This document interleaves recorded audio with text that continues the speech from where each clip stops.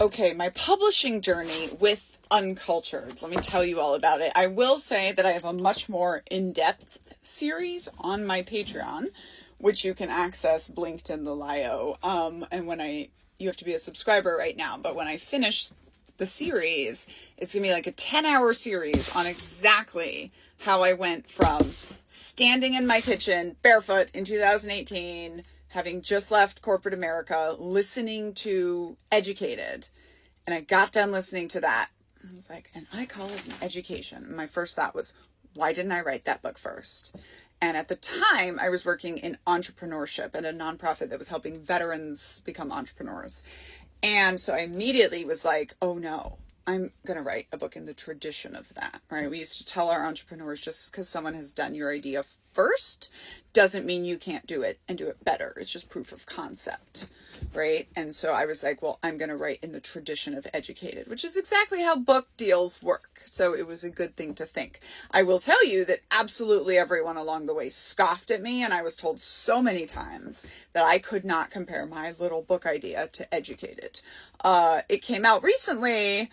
So first of all, when it came out in 2022, and this is the process I'm going to talk about, it was in the vein of Educated and Glass Castle. And recently another big book was sold, like Chasing Nirvana or something. And it was sold as in the vein of Uncultured and Educated. So that my first piece of advice for you is find the biggest thing out there like you're going to write, and do not at all be shy about comparing yourself to that. Shoot for the moon and you'll hit the ceiling, right? I did not sell 4 million copies of Uncultured in the first year the way Educated did, but I did sell my life story for enough money to buy my husband an airplane, sold my cult book, bought him a Moonie. Thank you very much. And I have sold 50,000 copies, which is more than almost any other book will ever sell. And I created a memoir, the quality of Educated. So this was my process. Okay. Try to get it to you in 8 minutes. I decided I was going to do this thing. And then my next thought was, it's going to take me 10 years to learn to write a good memoir. And I need to do it now because there's a cult leader running America. I need to do it in 2 years. I did it in 4.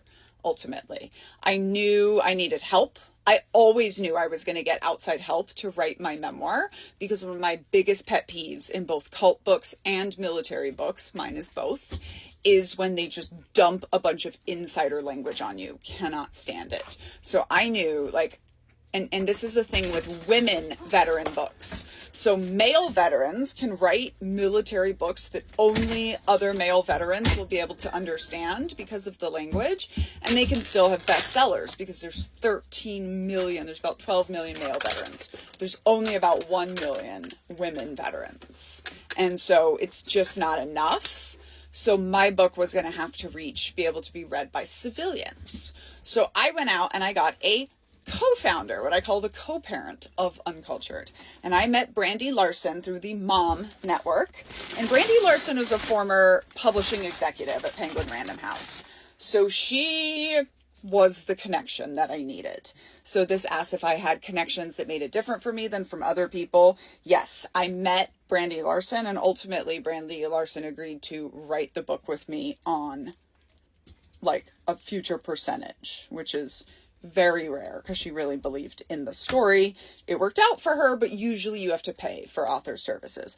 I also just had a very, very big story, right? So it's not maybe legit for me to represent it as like anyone can do this, right? I'm the only U.S. Army captain that I know of that grew up in one of the world's most extremely recognized cults. And so I knew I was going to be able to kind of do this big story. And in fact, before I had completely decided to blow up my life, but in 2020, when I'd already been working on the book and the concept for 2 years, a low-ranking Mexican-American soldier went missing, and later they found her body. Her name was Vanessa Guillen. And in that moment, I had 2 thoughts. My first thought was they would have looked for me when straight presenting white captain came across their desk missing. They would have looked for me.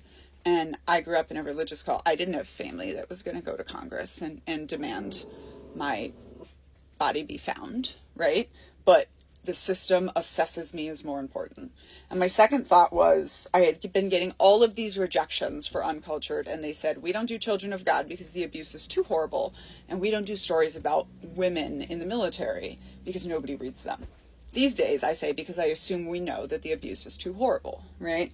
So I had this moment where I was in the dark, in my camper, last time we were living in an RV, and I had just called the veteran nonprofit I was on the board of and quit, and I literally said, you all can't stop raping and murdering us.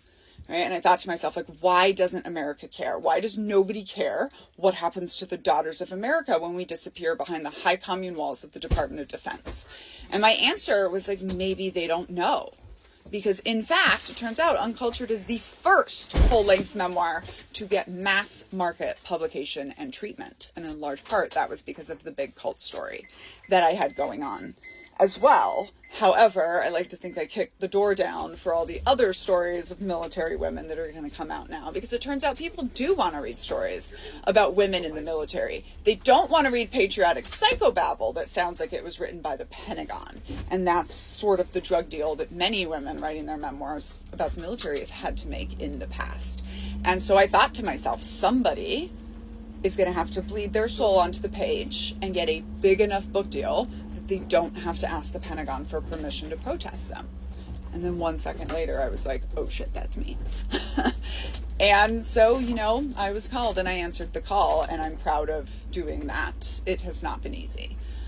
So more of the process, right? I first found a woman who had also grown up in Children of God and been in the military and got a 6-figure book deal, and asked her to tell me everything she did. And then I did as much of that process that I could. Part of that is finding the right networking group for your genre. There is a sort of secret group on Facebook called The Binders. Yes, that is a reference to Mitt Romney's Binders Full of Women. And it's women and femmes in publishing at all stages. And almost everything that led to my book deal came out of that. I got a book called The Byline Bible by Sue Shapiro, which is the best thing you can have. It's literally tactical advice for if you want to write a memoir, how to get a splashy essay published somewhere that the publishing industry reads that shows that you have range. I started working on that. I also hired Brandy Larson, who's a former publishing executive who was working as a women's finishing coach, helping you get your book done. And I hired her for 4 sessions. And what I wanted to walk away with was an outline for the book I was going to write. So I started working on both of these things at once. I got an essay placed in a magazine called Narratively. Led to everything I have. I'm so glad I did. I also accidentally signed away the film rights of my life with a cap to Warner Brothers. So I would do it all again, but there you have it. That's why I'm writing a musical, not a film. And we started working. The essay hit. 4 days later, I got a call from someone who wanted to sign me on the spot with a very big agency. I decided to take the chance. Got no other calls.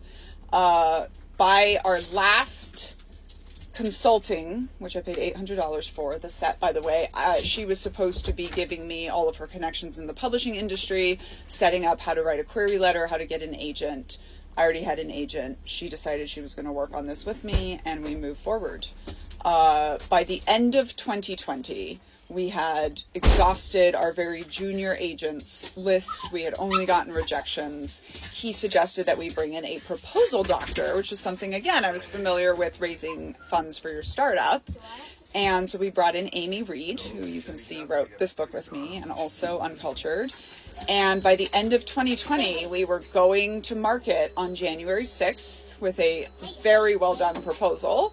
And Penguin Random House predicted that books about groups were going to sell.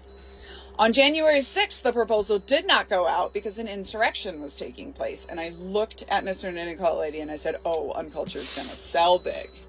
When it went out in March, it sold in under 48 hours to the first editor who saw it. And they gave me what's called a preempt, which was, we'll give you even more money to take it back from everyone you sent it to, because we wanted that bad. And that was how the book deal went, in 10 minutes or less. So happy to answer so many questions. This is the series, Writing Your Life Story.